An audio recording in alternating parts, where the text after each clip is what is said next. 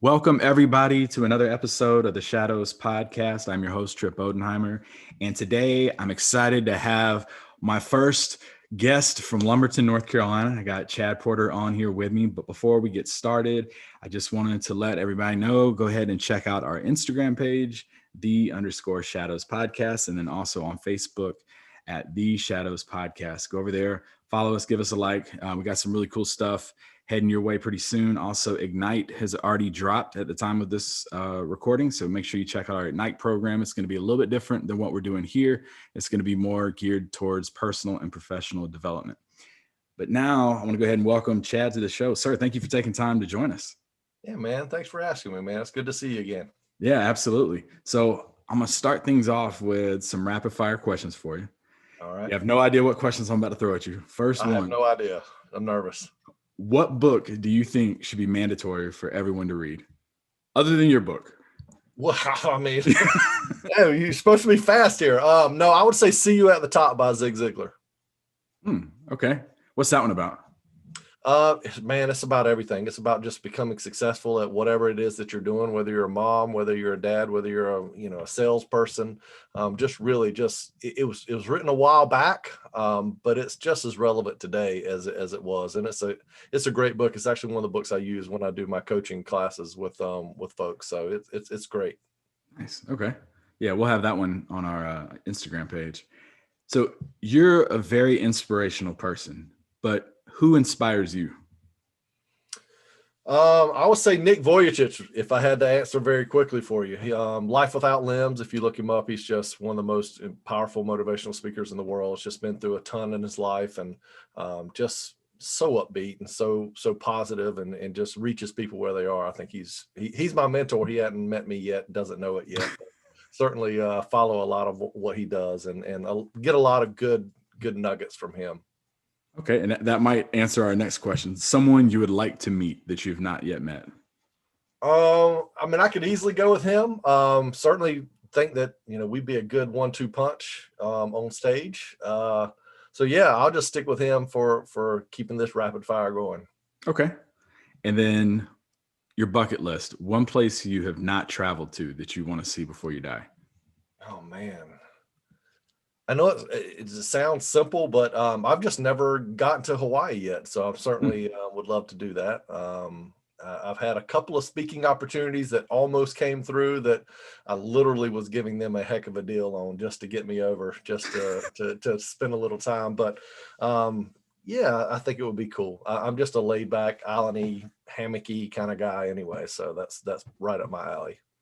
I haven't been to Hawaii either. That's on my list. Thank God. I felt like, that was a cheesy answer. No. Like everybody's been. So I think if you were to ask my wife, it's probably her number one place she hadn't seen either. So very cool. So tell us about your upbringing in Lumberton. Man, super lucky, to be honest with you. Most people, I guess, if they said they were from Lumberton, wouldn't consider maybe that to be the luckiest thing in the world. But for me, it really was. Great childhood, great parents. Both my parents were teachers growing up. My dad did a lot of coaching over the years, but mom taught special needs kids for 30 years. So just a huge inspiration in my life. So sister, a few years older than I am, but really just a great upbringing, great community. And I never had a problem with it whatsoever. Just really did. I was very lucky to have two parents that cared as much as they did and were great guidance for me.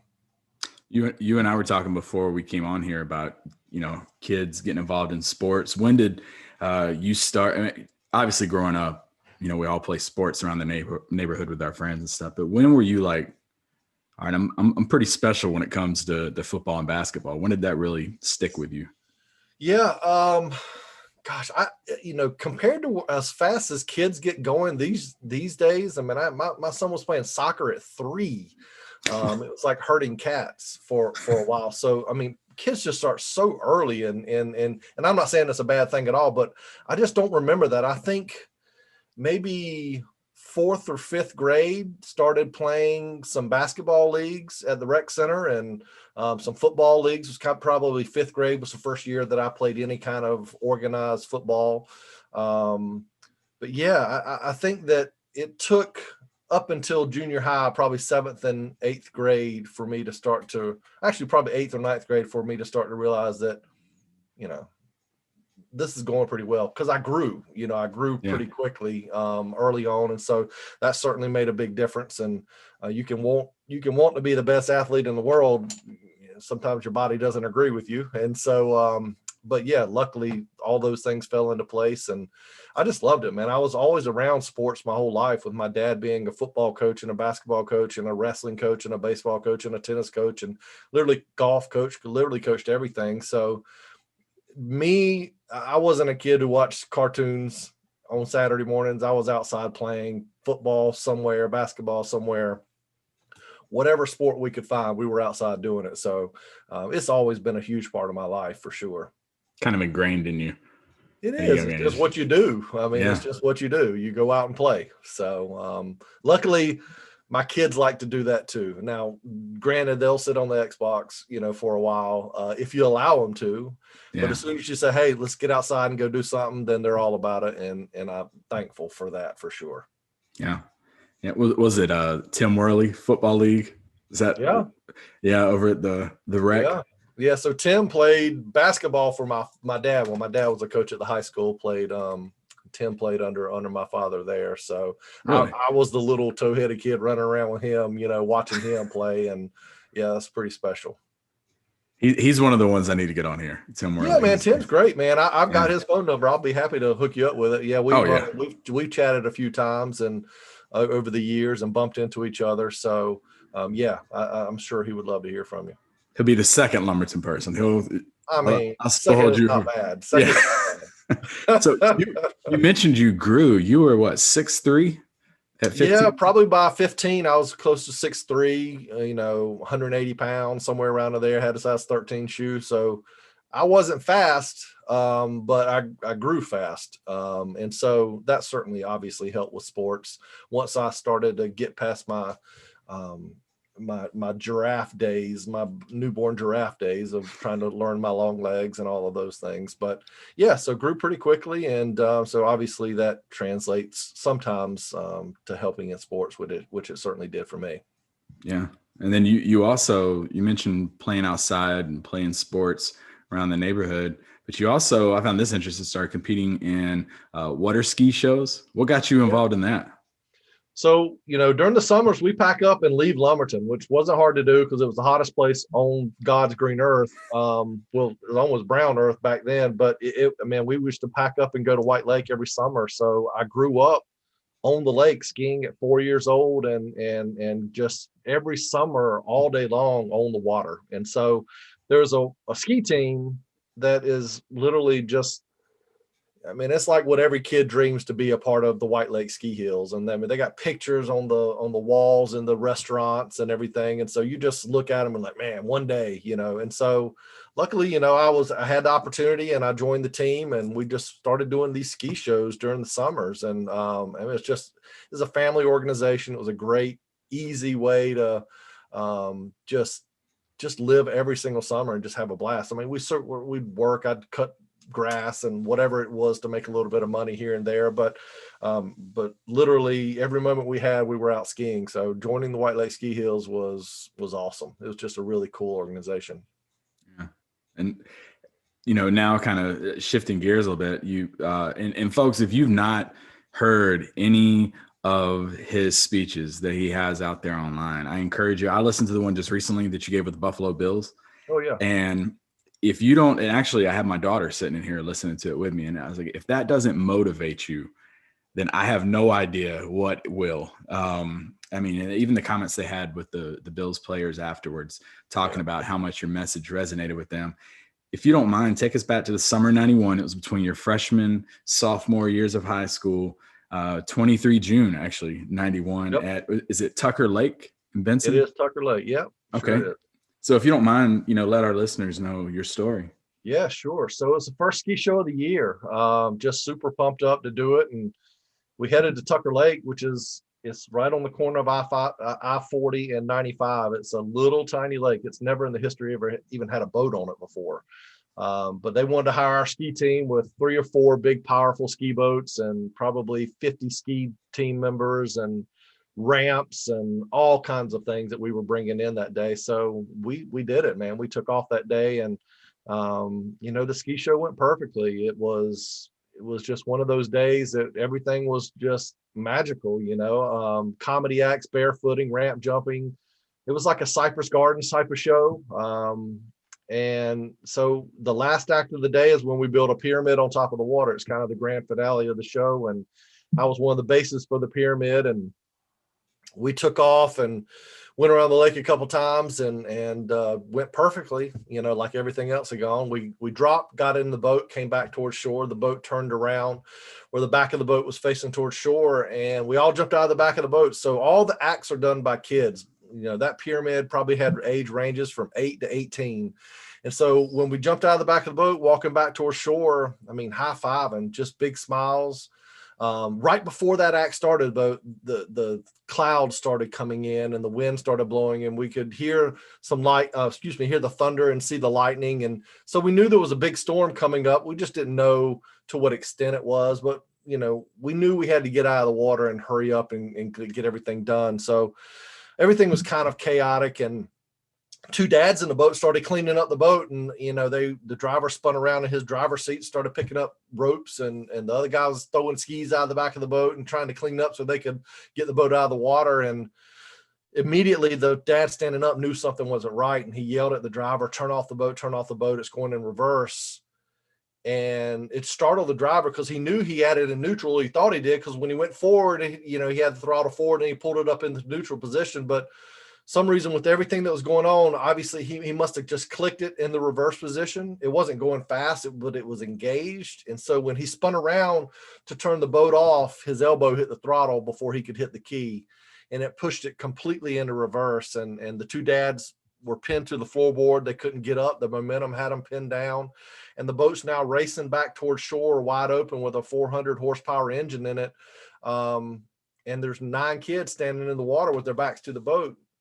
We got super lucky. Obviously, I was the only one directly behind the boat. And when it started coming, I don't even know that I knew what was happening, but my body reacted to go under the water. And so that's what I did. I tried to dive to the bottom of the lake, but I was in waist deep water. It really wasn't anywhere to go. And the boat went right over top of me, and the propeller just has so much turbulence and suction. It just sucked me right to the propeller and just started chopping me up and throwing me around like a rag doll underneath the boat. There was nothing I could do. I couldn't get away from it. I could feel things happening, no pain, but I could just feel my legs being thrown around.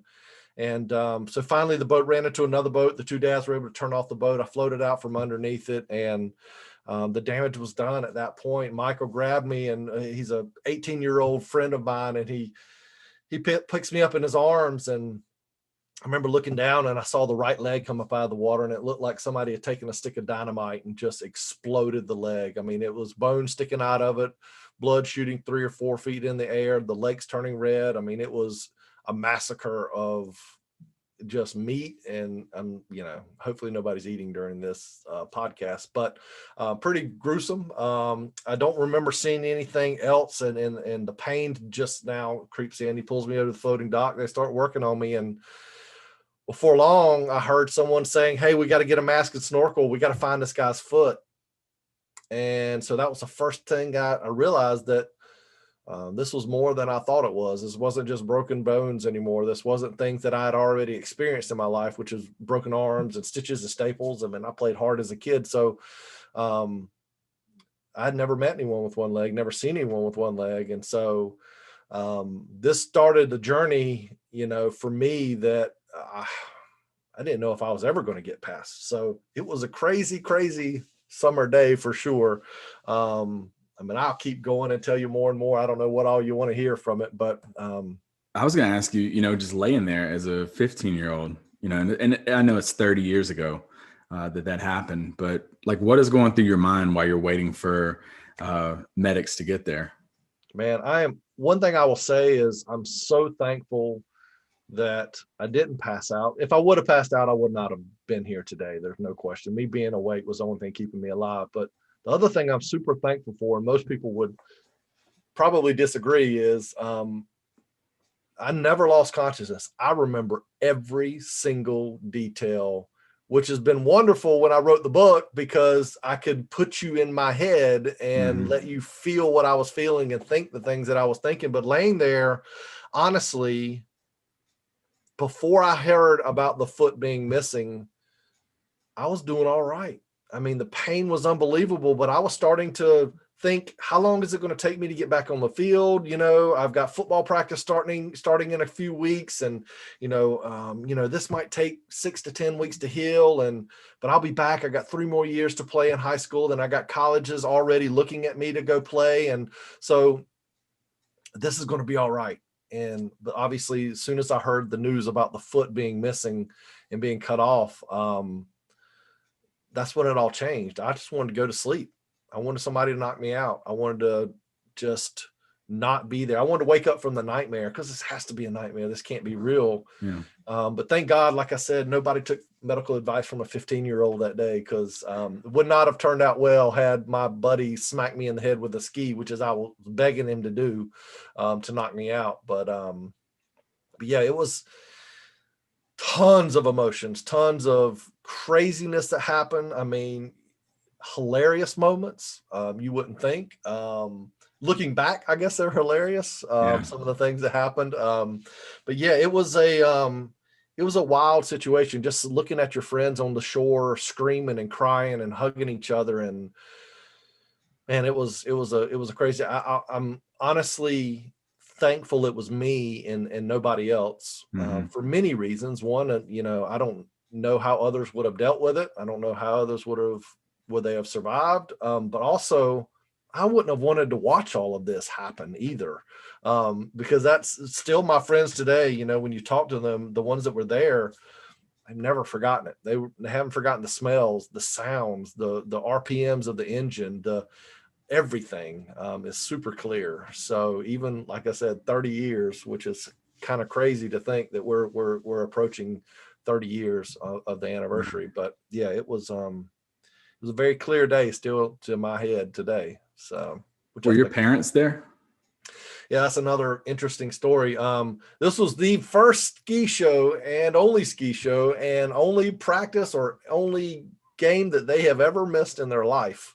Wow. And I talk about that because that was the first people I was looking for. And then I realized that they weren't there. And I laugh and joke when I'm in front of crowds saying, I'm under a contractual obligation with my mother that I have to now disclose why she didn't make it to the ski show that day, because literally when she heard one of my first talks, and she said, she stood up during the talk, says, I need to explain something here. And I was like, what are you doing? You can't just stand up. Sit down, Mom. Like, well, you are my mom. You can do actually anything you want to do. So she said, I just want to let everybody know I'm not a bad mother. I just had a major surgery. And so we decided we just missed the first one. It was 2 hours away. Obviously going to make all the others. And so they had to get the phone call. And I just can't imagine what that was like. And I know a lot of people have gotten phone calls in their lives, their families have gotten phone that just bring terrible news. And you hear every word of it still today of what it sounded like or making that call. And so they had to get in the car and just drive. And the people who talked to them really didn't want to tell them anything. They just said, hey, listen, Chad's been in an accident. You need to get to, Johnston County Hospital as fast as you can. And that's all they really said until my dad got on the phone and was like, okay, that's not going to work for me. I need to know exactly what happened. So they knew everything. And then they get in the car, and in 91, we didn't have phones. We didn't have the bag phone then, and so there's silence and no communication for 2 hours. Just wondering, I can't even imagine what their minds were going through. And so they, part of the story is they take me to the first hospital. They get there. I get to the first hospital, which is interesting because in the book, I didn't explain it this way because I didn't know this. Because when I wrote the book, my mom sent it to the helicopter pilot or the nurse, the life flight nurse. And she called me like a day later. She says, I read the whole book in one sitting. I couldn't put it down. She said, you nailed it. Everything you wrote was perfect. She said, there's a couple of things that you left out, though, that I didn't really tell you about. And so I was like, yeah, tell me. Great. Yeah. Well, the helicopter was called to the lake. and they were supposed to go to the lake to pick me up directly from the lake. I was supposed to go straight to Duke. Mm-hmm. The problem came when the storms, and so they couldn't land because of the storms that were coming up. And so they literally tried to hover and wait.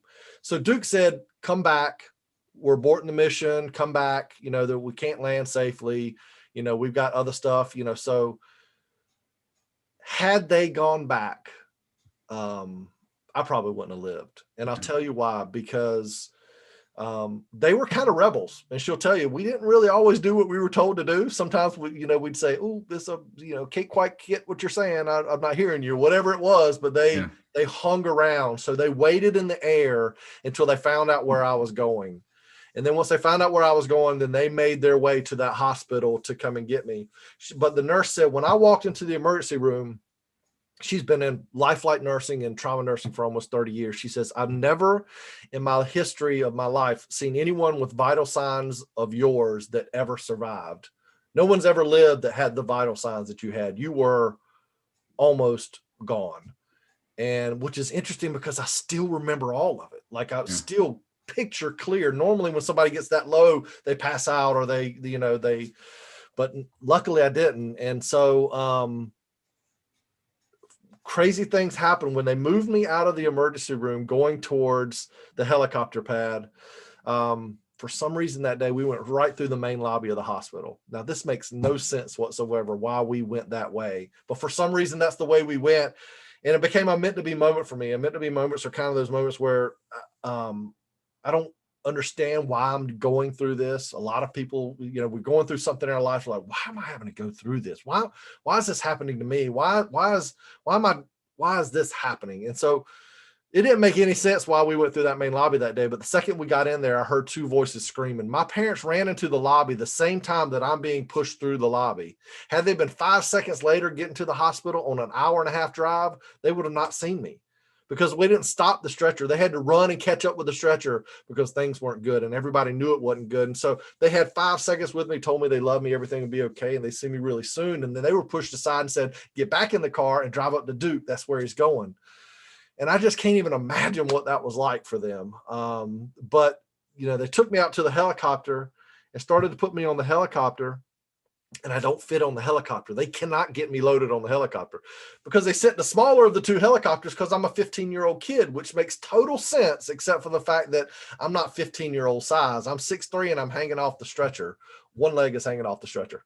And so every time they slid me into the helicopter, the foot kept hitting the dash of the helicopter and they couldn't get me far enough in there to clear me. So I'm telling you this to tell you the story about the nurse, but she leans over top of me and I can hear the nurse and the pilot yelling back and forth at each other. Chopper blades are flying. The wind is blowing. She's like, hey, it'll take, the pilot said, hey, we'll call for the other helicopter. It'll take 15 minutes for it to get here. She yells back at him. If we don't get him to Duke, he won't make it.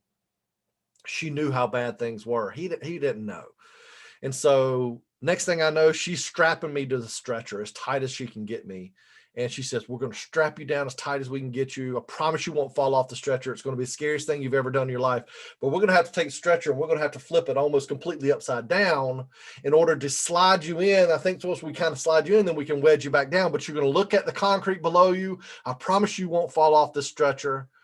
And so I met her a year later and she said, Chad, do you remember what we went through to get you on the helicopter? And I was like, yeah, I do. It was crazy. And she said, do you know what you said to me? And I said, no, ma'am, I have no idea. She said, you looked right at me and said, don't worry. If I fall off the stretcher, I won't run away.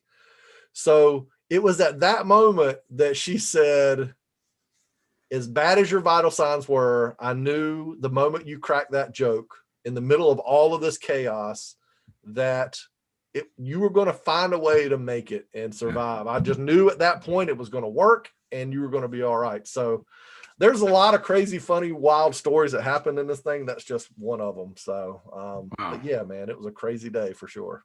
And you said that, chances were pretty slim. What was it? You said 25% chance is what Yeah, you were even given? once I got all the medical care at the first hospital, got medical care on the life flight, got into the first surgery, they gave me about a 25% chance to make it through the first surgery. Just lost so much blood. And like I said, the vital signs were just terrible. They gave me about a 15% chance that they could take the right leg and put it back together again, what would even work, though it was broken in 5 places, arteries severed, nerves severed, bones broken in 4 or 5 places. I mean, it's just demolished. And to be able to put that thing back together again where it will function and work, they gave it a really slim chance. And on top of that, the biggest problem was all the infection, and my body was full of it because of the fresh water and all the wounds and all of those things happening. So, but then they gave me about a 50% chance that I would have brain damage. I mean, especially from that much blood loss for that long a period of time. And it really just depends on who you ask in my life, whether or not there's brain damage. I think I may have gotten past that, but yeah, it was touch and go for a while. And I remember every moment all the way up to when we landed at Duke in the helicopter, and then they dosed me up heavily. So for the next week, it's a blur. If you tell me things that happen, I remember things, but there's a lot of blurs, in that first week of just trying to survive, so. And you talked too about how you were laying there and you're like, why me? Sure. And I'm sure that I cannot even imagine what was going through your mind at that point. When did you use the term attitude a lot. When did your attitude kind of change towards this whole thing?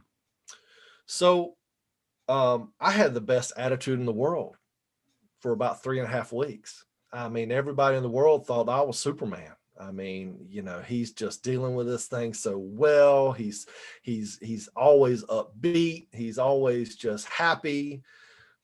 I didn't know what I was because I had never been alone the entire time I was in the hospital for the first 3.5 weeks. I had a sign-up sheet on my door that had the date of every stay, and it said at the top, "Sign up to sleep with Chad." And it's not as exciting as it sounds. It's cousins and aunts and uncles and all those things from Lumberton, not West Virginia. Big difference. No, I'm just kidding. Bad joke. But so I was never alone ever in the hospital. And so, yeah, Thursday, the physical therapist brings me a video that's going to inspire me, going to fire me up. And I'm like, yes, what is this? It's a videotape of amputees playing basketball. And that doesn't surprise anybody. Today, we see amputees doing crazy, amazing things, running the Olympics, climbing mountains. I mean, doing Ironmans. I mean, it's unbelievable what people are doing these days. But back in the early 90s, none of that was happening. I had never even seen somebody with one leg. So to watch this video of these amputees, I was like, yes, God, my life maybe can go on. And so I was so excited. This was going to be the biggest turning point. And she put this video on, and 15 seconds into it, I wish I had not seen the video. It didn't inspire me. And as you know, in the South, we have the saying, bless your heart, like if I said, hey, have you seen Tripp's hair today? Bless his heart. I mean, that's not a compliment to Tripp's hair today, but bless their hearts. They barely ran. They barely jumped. They look like one-legged people trying to play basketball. And I saw my future. This has got to be the best that I'll ever be. And these guys just have one leg to deal with. I've got this other leg that it doesn't even function right. I mean, it's got a permanent drop foot. I can't even lift the foot up and down on my own. And so I'm never going to do the things I want to do. And if I can play basketball, I'm not going to do it because I don't want to look like them. And I know that sounds selfish, but for me, it was like, you're a great athlete. You're a great this. They have great plans. I'll never play college sports again. I'll never play pro sports. All of those things are done. I mean, I don't even know if I'll even run again. I have no idea. And it's funny that sheet of Sign Up to Sleep with Chad, there's one day missing on it. And that's the same day I watched that video. Nobody knew how badly I hurt because my whole first 3 weeks, I had a mask on my face, the permanent smile mask that just makes everybody feel good around me and makes me keep from having to deal with my problems. And so that night in the hospital, first night I was ever alone. And so I cried and cried and cried. And that was the night I asked, why me? That's the night I wanted to take my life. And I looked to try to find out a way of doing it. And just too disabled to get out of the bed. The morphine pump wasn't pumping enough morphine in me. They put timers on these things for reasons. And I asked why a million times. I mean, my God, it just, I mean, tears, snot bubbles, everything in the world just pouring out. And that night, with clear as I'm speaking to you, I heard, "Don't worry, you'll find out." And for some reason that night, it just made me stop crying. It didn't make me feel better about my future. It didn't make me excited about what was to come. It didn't change my attitude so that I'm like, yes, I can't wait to just tackle this. And that didn't happen. But a little bit of hope creeped back in, just a little bit, that maybe, just somehow, maybe this is going to be all right. I mean, I couldn't have written it. I couldn't have scripted it. The best, writer in the world couldn't have written the way this story is panned out at that moment. And especially a 15-year-old kid. But somehow I knew, and I had the clarity that if I fight super hard on every little step of the way, if I give it everything I've got, and that was going to be my attitude from that point forward, then I'll find out how good I'm going to be. It still may stink, and it still may not be what I want it to be, but at least I'll know. At least I wouldn't have left it on the table and not tried. So that was kind of the attitude I took. I couldn't see very far. And Ziegler says it better than anybody, says it in the book I just told you about, but you don't have to see far to keep moving forward. You don't have to see the end result of success to keep moving forward. You just got to keep taking steps. And the further you go, the further you can see. And it becomes more and more clear. The more successes, the little successes that you have. And I do coaching and I work with clients. And one of the gentlemen that I'm working with right now had been through a ton of bullying in his life. I mean, he's a 38-year-old man and still has not gotten over some of those things in his life, and it's changed. He regrets that he let it bother him, and it's changed who he is as a person, and he's not the same. And so he says all these buildups. And so what we've done for him is just create successes, and they might be super small successes, but we've created a list of things that he wants to accomplish, and we're just checking them off the list as we go.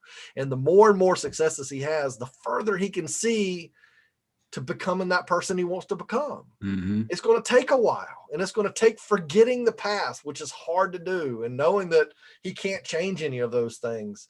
But what he can change is the future, and can change where he stands right now. So those are the things that we're doing. But that's the attitude that I took. And, some people can sit there and say, hey, listen, I want to be the president of my company one day. And you can imagine what that looks like. And you can see what the good would come out of that. You can see the money that you would make. You can see the power that you'd have. You can see how happy you could possibly be. But even if you can't see those things, it doesn't mean that you just stop, that you don't go for it. Just because you can't imagine what it would be like because it's too far-fetched to even imagine, doesn't mean it won't get there. And I'll tell you for a fact, it got there for me. I mean, it really was. I ended up playing 2 years of varsity basketball in high school, and, was back water skiing a year after the accident. And none of these things were things that I saw as inspiring. I just wanted to be back to doing things I enjoy doing and being a part of a team again. And so it was lots of bumps in the road. It was a lot of setbacks. And I'd love to sit there and tell you that I got everything I wanted, which is certainly would not be the truth. But man, I started to appreciate the things that I did have, and I started to appreciate the things that I could do. And I started to be thankful, which gratitude is the greatest of all attitudes. I started to be thankful for what I did have. And as I got older, I started to reflect back and say, the last line of my book, when I was meeting with a college student who I had, been mentored with through youth groups throughout the years. And we sat down and just had lunch to catch up. And I was telling her some of the things that I was doing and where I was going and who I was speaking for and all of these things. And she says, man, you getting run over that boat was the best thing that ever happened to you. And I looked at her like she had three heads, was the first thing that popped in my head. And I was like, and then I said, you know what? You're right. I mean, it has, I wouldn't change that day for anything in the world. People ask me all the time, man, you know, don't you wish you wouldn't have gone to the ski show? I mean, what would have happened if you wouldn't have been there? I don't know. Maybe nothing. Maybe it was just meant to be. I have no idea. I have no idea. But what I do know is I made it through, and I'm so thankful that I didn't succumb to the darkness and I didn't have a way of taking my life that night, because I love it. I love who I am, and I love being who I am, and I love being able to help other people. And my whole philosophy is my life's not for me, it's for whoever else I can touch and whoever else that I can bring along the journey and make successful, and help be a better person. And that's kind of, you know, how I approach things. So, man, that was a lot of talking. Sorry about that. No, that's good stuff. It's super motivating. It's just, it's like you said, it's, you know, I couldn't imagine life any different. And from what you went through, you said you played basketball your last 2 years. What was that recovery process like? Yeah, man, it was different. I mean, I lost almost 40 pounds in the hospital. You know, and as a kid, losing 40 pounds is a lot of weight. Right now, yeah, I would love to have that diet plan right now. But you know, for a kid, it was tough. And so lost all strength. It was a string bean when I came out of this thing. And looking at the pictures of me standing for the first time, I just looked like a beanpole. And so it took work, and I didn't want to do it in front of people because I didn't know if I was going to fail. I would go to my church gym and jog, learn how to jog a little bit more. And I mean, obviously I went through physical therapy and things like that, but really a lot of it was just done on my own and just pushing myself. And so, you know, little victories, you know, you start playing church league basketball again for the first time, and you start playing pickup games, and then you start saying, all right, well, you know, I'm getting a little bit better with this. And for me, technology had a lot to do with my success. Obviously hard work does, but as legs changed and became more you know, dynamic and spring loaded and stronger. I mean, I broke, you know, 11 prostheses growing up, and they said it could never be done, and I broke 11 of them. So you know, that certainly made a huge difference too. So yeah, the whole process is just one of those things.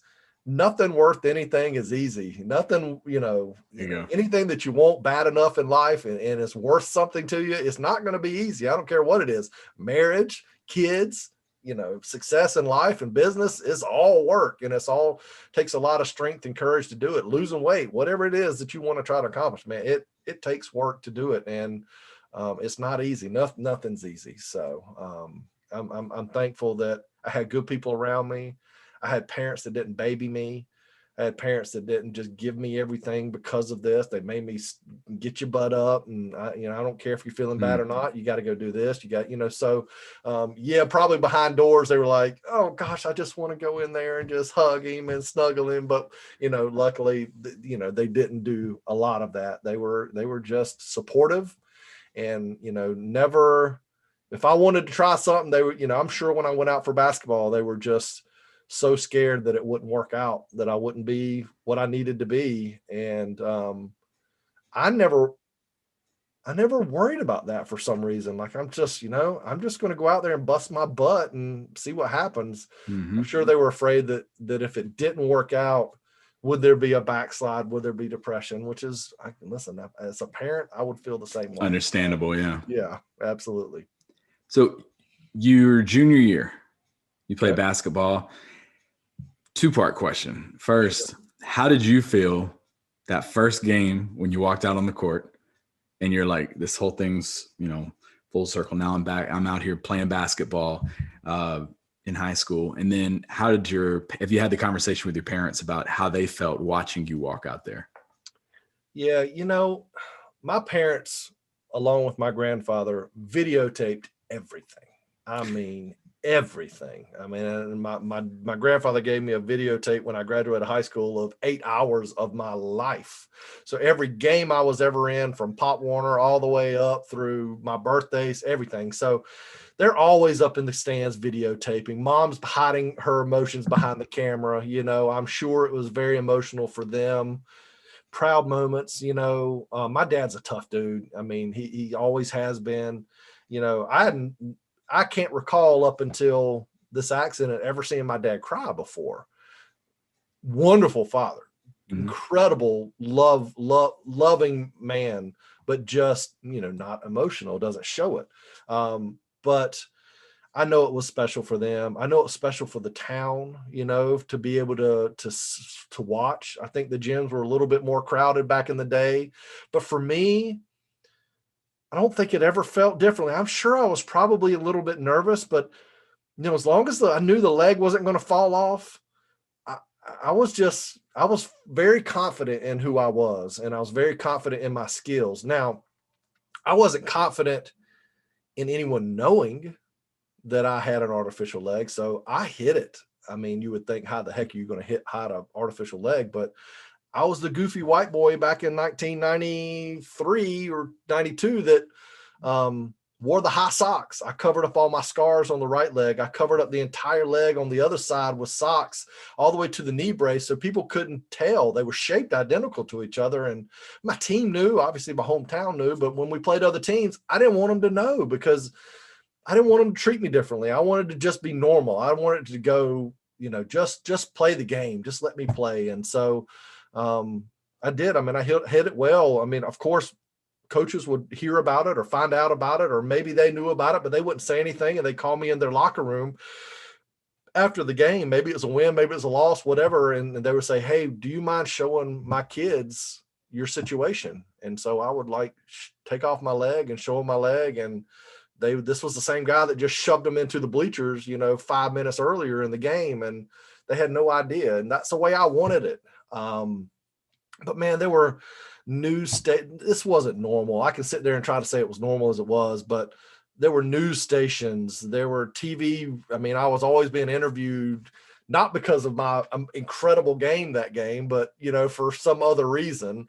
And I took it in stride. I did what they wanted me to do. And, I because I knew that there might be a reason for all of this. I didn't see a lot of inspiration in it at the moment, but I took it in stride. I did the things, and I actually got to meet, I played against Jeff Capel in high school. And when he was playing for Southview, came down, and I mean, I had heard a lot about this dude. And so, played in the game, and he, probably the best high school player I've ever seen in my entire life in person.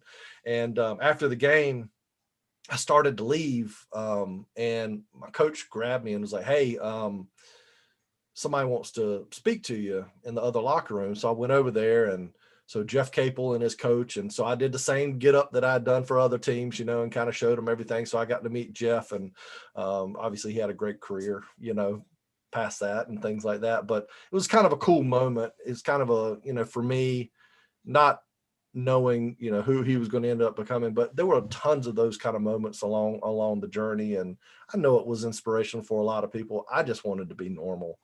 Yeah. But I'll tell you a funny story. We were up at Pinecrest playing Southern Pines playing Pinecrest, and I think it was my senior year, and I jumped up for a rebound and I threw it out for a fast break, and I fell underneath the goal, and I got back up and I took off again. Now nobody's paying attention to me, because nobody in the gym knows that I have an artificial leg. I mean, it's, nobody has an idea. And so I got back up and I started running again. I fell again, and I couldn't go anywhere. Nothing hurt. And so I realized what had been promised to me could never happen. Like I told you before, you cannot break your prosthesis. They are unbreakable. Never in our history of our company have we had one break. And so I realized this thing was snapped in two. And now it has foam on it on the outside of the leg. It has skin pulled up just real tight. It's got socks covering it. You can't see anything. They don't bleed when they break. And so I got up and I started hopping off the court. And I got about halfway to the bench, and then people just start screaming. I remember people running out of the gym, and it was just total chaos. And I looked back at the leg that I had been up behind me, and about mid shin down, it's hanging straight down, and the foot's like doing 360s as I'm hopping off the court, and the whole lower leg is just flopping around. And it looked like Paul George had hopped up minus the blood and started hopping off the court, and his leg was just dangling underneath him. And everybody in the place thought it was real. So other teammates for the other team, Pinecrest was running beside me going, "Lay down, man, just get on the ground, lay down, don't go anywhere." And my teammates were laughing, if you can imagine, was probably, they looked like the worst human beings on earth. Yeah, I was going to say. Yeah, I mean, because everybody in the gym's like, why are these people laughing at this guy? I mean, this is terrible. So anyway, yeah, they thought I was Superman that day because I was like, get away from me, I'm fine, and I hopped over to the bench and just sat down for the rest of the game with this leg turned out to the side, no medical assistance whatsoever because there was nothing you could do about it except for, bring me a pair of crutches and take this thing off, So I wonder if there's people that still talk about that game that they saw what they saw. So I have no idea. I was going to say, there's someone walking around right now who is like, I saw this guy. His leg literally snapped in half, and he just went and sat on the bench.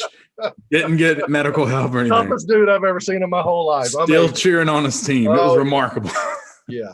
So, I mean, I'm telling you, there's some awesome, funny moments in my life, and I try to capture all of them in the book and things like that. But one last one I'll tell you, and then you ask me any question in the world you want. Oh, I'm enjoying these. We were, I was learning to get back to flipping on the wakeboard.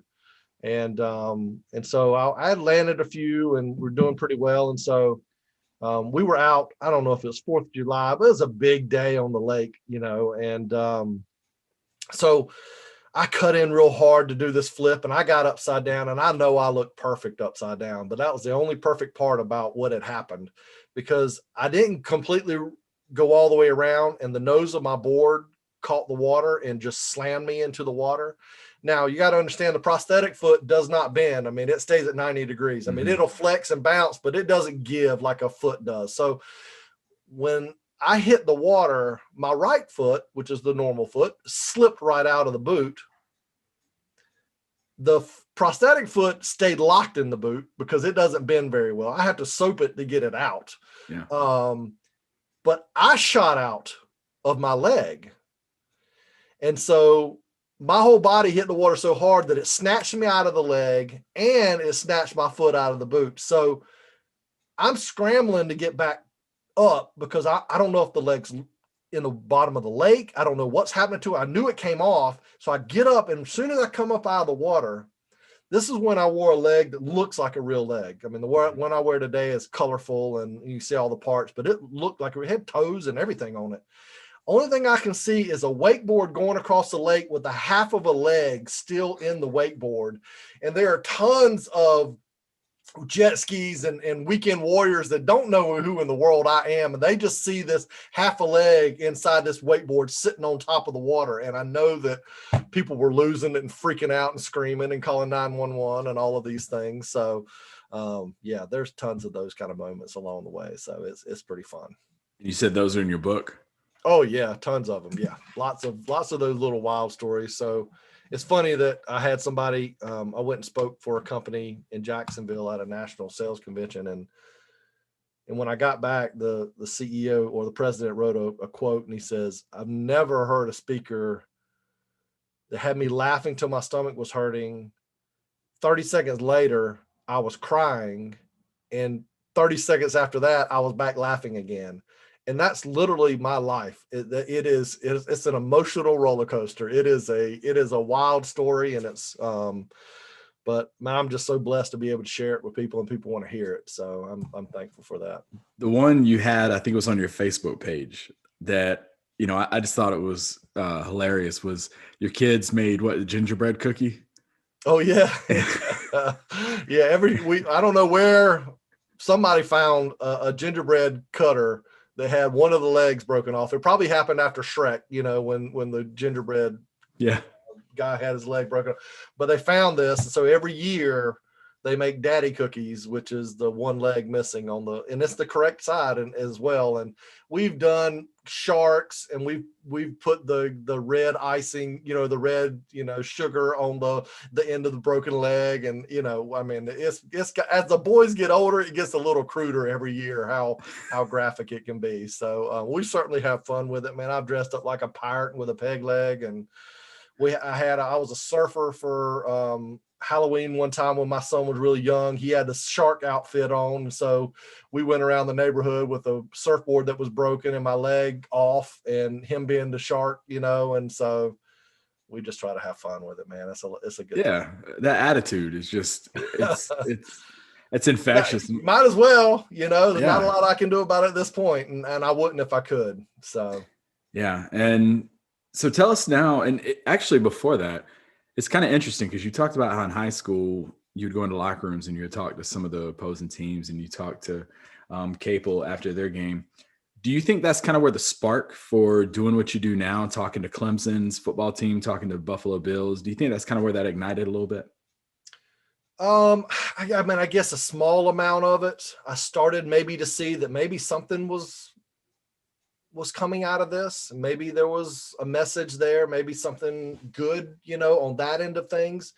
But honestly, the first time that I realized that my message made a difference was the first time I had ever told my story in public, which was at my church my senior year in high school, at Youth Sunday. I actually did the service part. I was chosen along with another gentleman who now was a preacher. So he did real well in it. I didn't want to go that route, but yeah, I shared my story for the first time, and all the people that came up afterwards and said, you have no idea how badly I needed to hear that. And these were attorneys, or these were doctors, or these were adults that I thought had everything in the world perfect. You just assume as a kid that adults have it all figured out. And as an adult, I know that it's so far from the truth. Yeah. And we all still deal with so much stuff. And, it was an eye opener for me that I was like, you know what, maybe this is my why. Maybe this is why I need to share this more often. So I did it for a while. Then college came around, and I got so busy in college and enjoying that experience and getting a real job. What you're supposed to do, you go get your master, whatever, you get your degree. And then, so that's just what I did as a normal person. You just go get a job, because I never thought that sharing my story would ever be a way to live my life. It was just something you're supposed to do. You share it to help people. And when you have that opportunity, you take advantage of it and you share your story. For 20 years, I didn't take a dime for sharing my story, because why? It's just a story. And so when I first started, I went through a few careers and built up, and I had this pretty good business going. And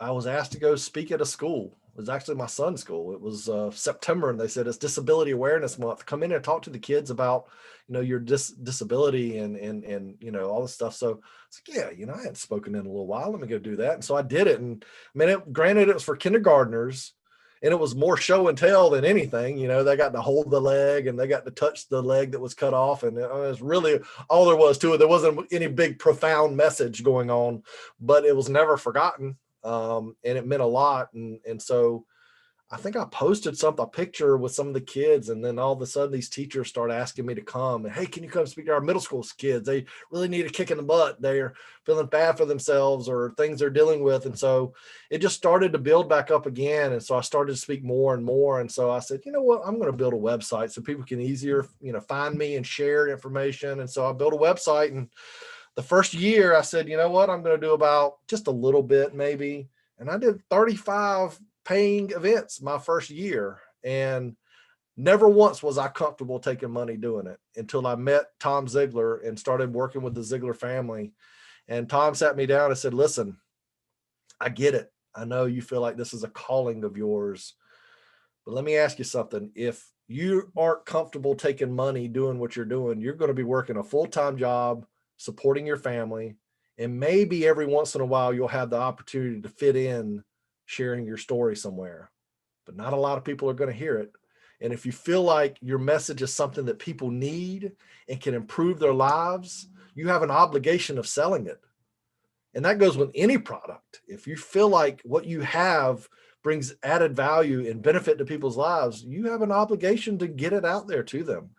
And so that made me immediately, he said, listen, God doesn't care if you prosper, just don't fall in love with the money side of it. And so I just said, you know what? So I slowly started to build it. And a year later, I was doing 50 events and 60 events after that. And it's been pretty steady up until 2020. And it kind of hit a brick wall for everybody. But man, it's really just been a blessing to be able to share the stories. And the Buffalo Bills and Clemson Tigers and Appalachian State and some of these other sports groups, Houston Astros. I mean, they're groups that man, they're just fun. I just love doing it. I just love being around athletes, and being able to share with them. And to be honest with you, they make for great videos and for people to recognize them. And it's great, marketing opportunities for me. The Buffalo Bills, I had 20 minutes with them, Brandon Bean, the general manager, called me and said, "Hey man, we want you to come and speak." And I said, "Yeah, I'd love to." And put me up during spring training 2 years ago. And um, he says, "You got 20 minutes." And I said, "I'll take it. I'll take whatever you give me." Normally I'm like an hour and a half, I'll say, "I'll take whatever you give me." And so, the video that I have online of speaking to the Bills, it's so short and it's just meat and potatoes of what they needed to hear that day. But when I got in there, what was more a blessing than anything for me was Sean McDermott was doing a documentary behind the scenes. Facebook TV was doing kind of a hard knocks on the Buffalo Bills kind of thing. And so he's mic'd up for every meeting, and he gave me his 20 minutes. And that's all that they had that day, timed wise. He says, "You got my 20 minutes. I'm giving you the mic. These people are going to film the whole thing." And when I got ready to leave, they were like, "Hey, yeah, we'll edit it all up for you and send it to you." I'm like, "Oh my God, you got to be kidding me." So they did all of that video for me and did it all together. So it's really a cool thing to do. Very well put together. I They was show so like the close-ups of their faces. Yeah. And You see Josh Allen in there. I mean, that was oh his yeah. rookie season. So I'd love to take credit for everything that they did this year. I don't know that I probably should, but I still like to. Hey, you got them to the AFC Championship. That's right. That's right. Yeah. We'll get them further next year. It was an amazing video, and just like I said, it was so, like you said, it was kind of like Hard Knocks. It was very well put together. How they did that. How nervous were you going out there? Okay, it's going to be recorded now. We've got the Bills out here. You're about to talk to. Were there any nerves? Or were you used to? I'm never nervous about what I'm going to say. I mean, I've done it for so long. The only time I ever get nervous is when I don't know what I'm going to say. Which never happens. I don't allow it to happen. So, I mean, I had gone over the hardest part of that talk was cutting everything down. Yeah. Finding out what was important to get in there and what I should leave out.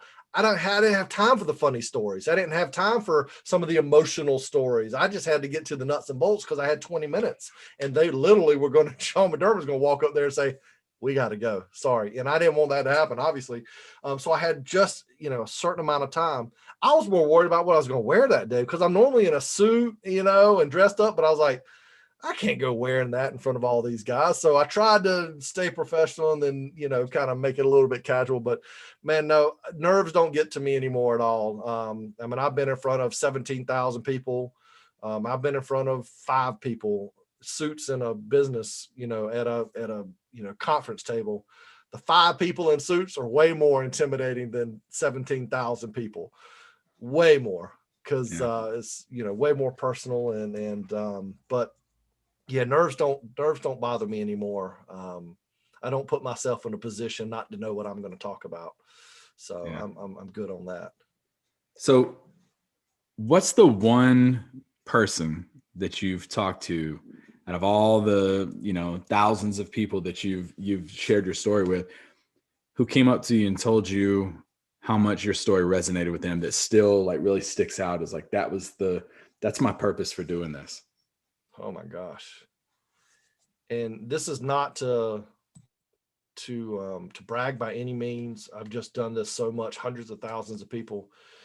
I can't even begin to tell you how many people this happens to. I mean, every show there's something. If I don't hear from them, then I get social media messages later and them telling me their stories.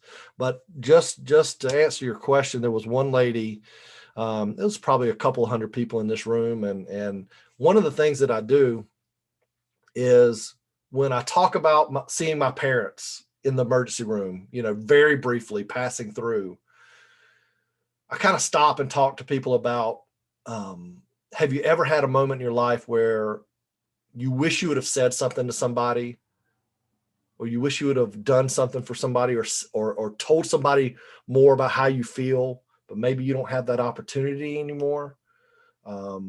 I talk about, and maybe it's not that they passed away, but maybe you just went in separate directions. You should have said something differently, or you should have reached out to a friend who was in pain or going through something, and your own life got in the way and you didn't reach out. And it's not a good feeling. So what I do is I actually have them send text messages during my talks, and they write this text message and they copy and paste it to as many people as they can think of that may need to hear something from them. And we trigger their mind, saying somebody you haven't talked to in a while. Maybe it's a parent.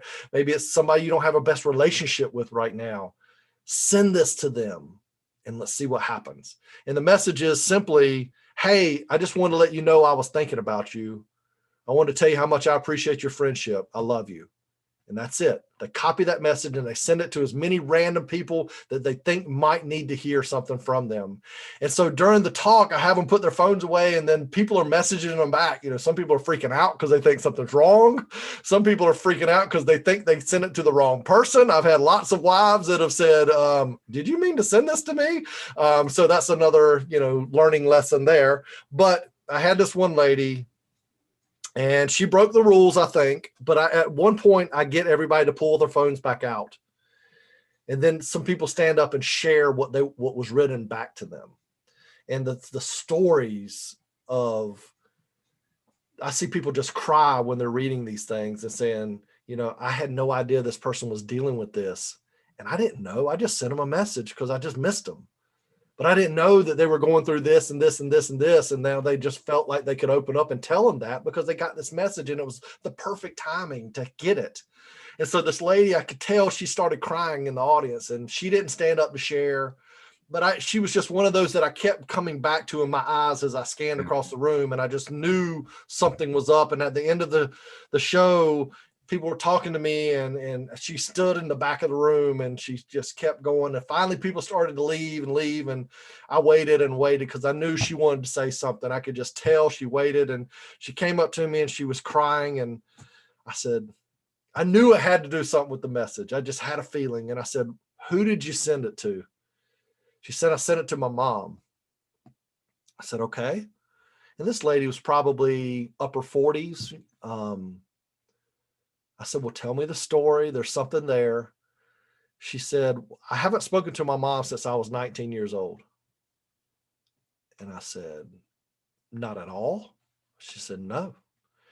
And I said, I'm not going to ask you why. She said, just we went our different ways. There were arguments, there were animosity, there was life. It was crazy. And I've held so much anger towards her.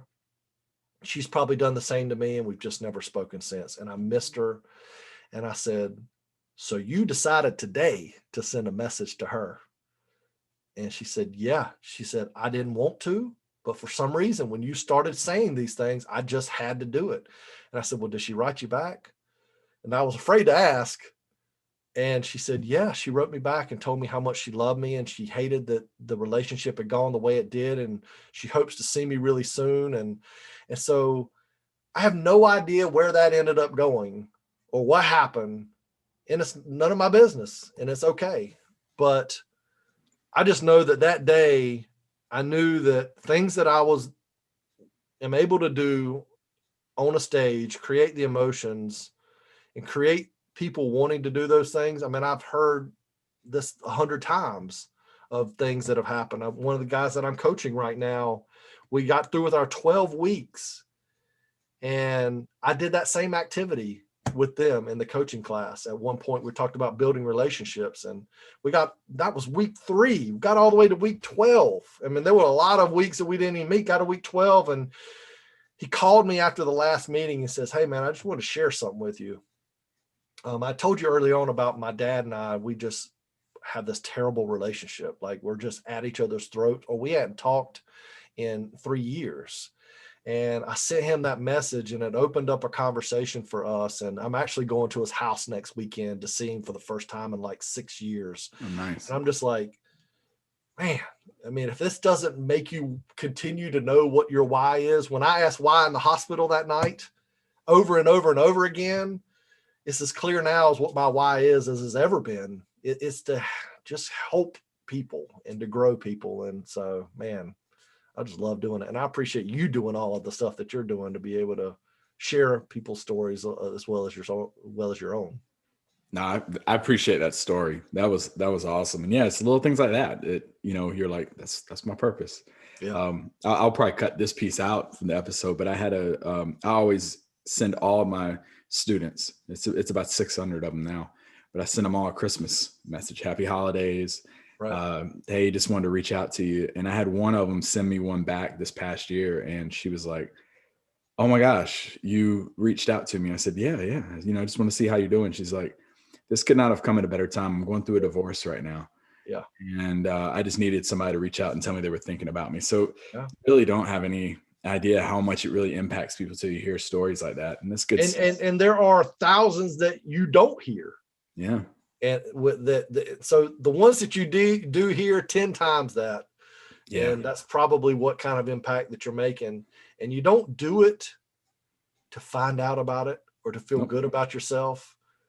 You do it selflessly, but man, it does feel good every once in a while. We all like to hear good things, that what we're doing makes a difference. And so I think they the world sprinkles in just enough of those things to keep you fired up and keep you going. Exactly. It gets you motivated for the next one. It does. So now tell our listeners about your book, Severed Dreams, Reconstructing Your Purpose. Yeah. So, like, born and raised there in Lumberton, North Carolina, I'm not a big reader. I don't really remember being a good reader my whole life.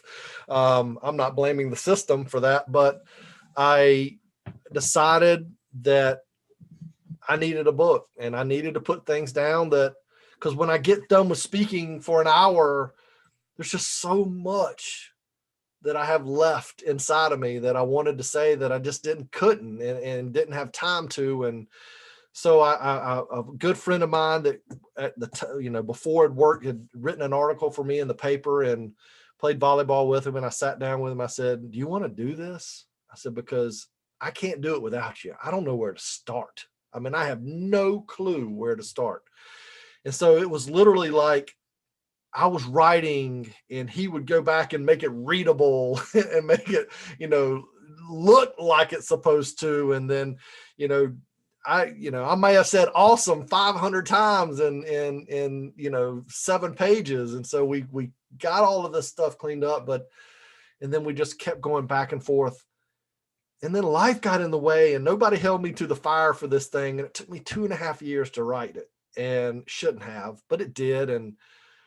But I think it's a blessing because all of those years that passed, more and more things started. I grew and my parenting grew and my kids got older. And so there's tons about relationships. There's tons about parenting. There's tons about dealing with kids who have been bullied and suicidal and just good advice. And so it's not just about the story. My number one thing was, I don't want this to be the story of my life. It's interesting, but it's not that interesting. I want it to be a book where people can sit down with a highlighter and highlight stuff and go back to it and show and put quotes of it up. And that's what I want this book to be about. I don't want it to be just a story. I mean, there's plenty of stories. There are way more important stories out there than mine. So I wanted to do more than that. And so I think that's why it took me as long as it did, because I wanted to fill the book with excerpts and thoughts and deep things that people can bring from it. And I think the greatest thing about what we did with the book was, you don't have to have been run over by a boat to get it. Any challenge you've ever been through in your life, you can relate this book to it. You can make this book work for you no matter what you're dealing with. Because there's things that I don't know what it's like to deal with. I don't know what it's like to battle through cancer. I don't know what it's like to grow up in a house of separated parents or losing a parent at a young age or all kinds of things, drug addictions, or there's a lot of things I don't understand and I don't know what it would feel like. And so I don't ever compare myself to anyone else. Nothing in the book says, if I can do it, you can do it. You'll never read that. You'll never hear it out of my mouth. But if you can infer strength from some of the things that I've dealt with and it helps you, then man, it's all worth it for me. Yeah. Where can people find a copy of your book? So it's on Amazon, Audible, You can get it through Kindle, all different ways. So if you just look for Severed Dreams and Chad Porter on Amazon, you'll find it. Audible the same. Audible was a whole nother story. Oh my goodness. Really? Because I did it and I read it through my voice. So you get to hear my emotions through it on Audible. And it took forever because one, not a great reader, and I have to read it perfectly. And that whole experience of editing and reading the book perfectly, and there's probably still not perfect. Hearing your voice back. Oh my God, you want to hear your voice on a voicemail? Just listen to it for 6 hours every single day. I mean, it is awful. Editing this podcast, I hate. I'm sure. I'm like, oh, the guest sounds phenomenal. Like, I'll do yours. I'm like, Chad, you sound phenomenal to me, but and I sound phenomenal to you, but I don't want to hear myself. Going back editing, I'm gonna be like, gosh, I ruined this episode, Chad. Nobody will think that way. So definitely go out, get a copy of his book if you've not already done so, and then tell us about chadporter.org. So it's just really just a landing spot just of testimonies and videos and clients I've worked with, give you an idea of what I do for a living, and through the coaching and through the keynoting, and that's my life. I mean, I just enjoying it, and the coaching has become more and more lately because of the pandemic, and it's just easier, something that I can easily do. And so we do 12 weeks of lessons and just growing ourselves, and it's all based through Zig Ziglar's processes and some of those things. So I've kind of combined his legendary knowledge of a lot of the things that he did and use, his book and my book throughout the whole process to do it all. And then worked in my own life and my own experiences, because, a book that's written in 75, some people will see annotated, but I see it as just chock full of so much great stuff. Yeah. And so we make it relevant. And so it's just been fun to be able to have that to do throughout, this pandemic. Final question for you. All right. I like to ask this to a lot of the guests. 50 years from now, what do you want to be known for?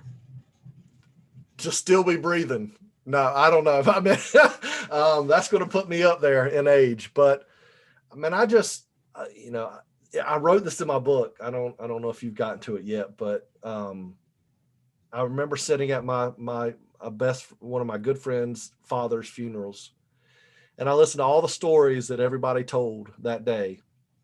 Great stories of a great man, funny, what he did for them. And I started thinking, what's going to happen at my funeral? What are people going to say? Who's going to show up? Will it be full? Will they tell cool stories? What will it be? And we all want to leave a legacy. And I don't think we think about it early enough in life of what is the legacy that I'm leaving? What am I leaving behind to people? What impression am I leaving for people? And I wish there was a lot of things I could do differently in my life. I wish there was some mistakes I could make better and change, but you just learn from them, hopefully. So I hope that people look at my legacy as one that he cared, he gave himself, he changed lives. And that's all that I hope for. And to be an amazing, to grow two amazing boys. And so that's what we're working on currently, really hard. And, but man, they're two good kids. And, I hope that they look at me like I look at my father now when they grow up. That's awesome stuff. I appreciate you sharing that. Final comments for our listeners out there. Man, I'm just thankful to be able to share it, man. And if you hear this and there's, more questions you may have, you can follow me on social media. Just send me a message. I'd love to hear from you. If there's anything I can do, if you just want to share your story with me, I'd love to hear it. When I get on stage, you wouldn't believe how many people's stories that I'll share of things that I've heard from other people along the way and things that they've gotten through. So I love hearing from people. I love communicating with people. So reach out to me if you ever need anything. Like I said, through social media, my website has all of that information. It has my phone number on it if you want to call me. So all of that is fair game. For right now, it's fair game. For right now. It's crazy. Which I don't expect it to get crazy. So. And one more time, that's chadporter.org, and his book. Definitely go check it out. Severed Dreams, Reconstructing Your Purpose. Sir, thank you very much for joining us here today. Appreciate you, Trip, man. I appreciate your time so much. And thanks for grabbing me on Facebook and asking me to do this. I'm really appreciative. Yeah, absolutely.